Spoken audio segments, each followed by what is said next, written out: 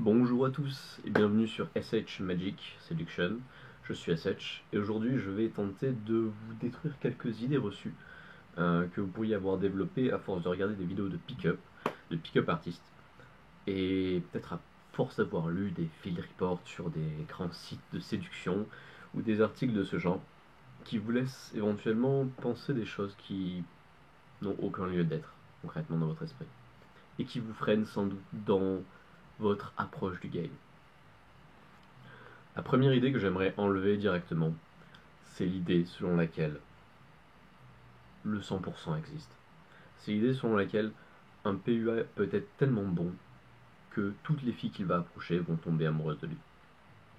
Ou vont vouloir coucher avec lui. Surtout dans la rue. C'est faux. C'est complètement faux. Et on peut arriver à un stade, eux comme nous autres, pauvres mortels, simples players, euh, où effectivement 95% des filles vont être attirées par lui assez rapidement, de manière très efficace. Ça s'appelle le God Mode. On viendra à ça un peu plus tard.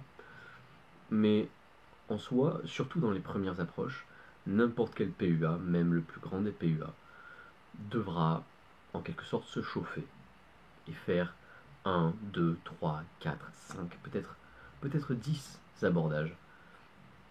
Ce nombre se réduit évidemment avec l'expérience, mais il devra faire des abordages foireux. D'accord? Ces abordages, les premiers abordages, 95% du temps, vont être foireux.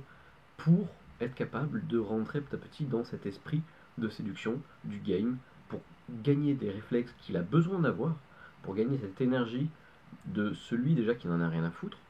Parce que même pour le plus grand des PUA, l'approche est encore quelque chose d'effrayant, avec lequel il apprend à gérer cette boule dans la poitrine qui vous prend et qui vous empêche d'aborder les filles. N'importe qui, même le plus grand des séducteurs, a ça lorsqu'il s'agit d'aborder des inconnus dans la rue. Parce qu'on ne sait jamais ce qui va se passer.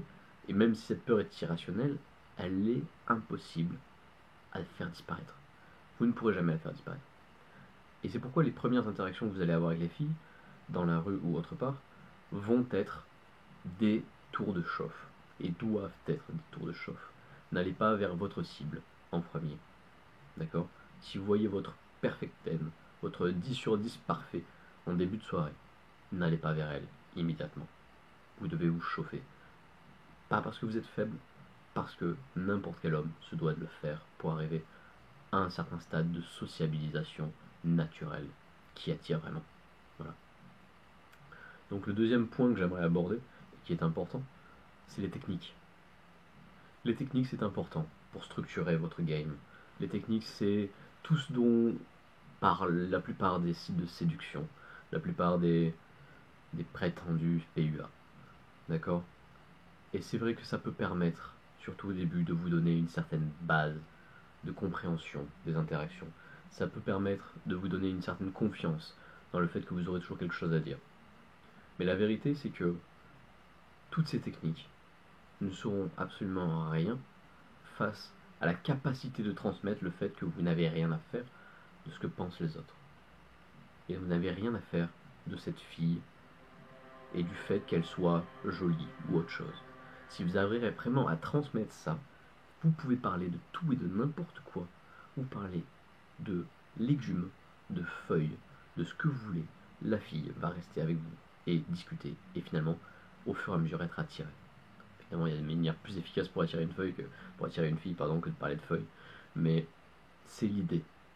Et au final, toutes les techniques qu'on vous apprend, certes, sont efficaces, la méthode de la fraise, le cube, etc., pour créer un certain rapport, et puis pour amuser, et puis boucher les blancs. C'est important d'en avoir toujours une ou deux sous le bras, encore une fois, pour rester fluide au cas où on perde de l'énergie en cours de soirée.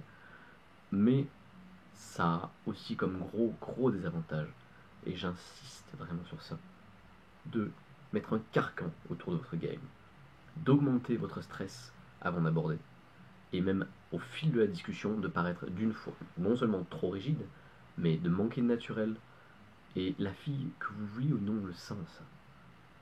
Alors, quitte à créer des routines, créez celles, les vôtres, vraiment.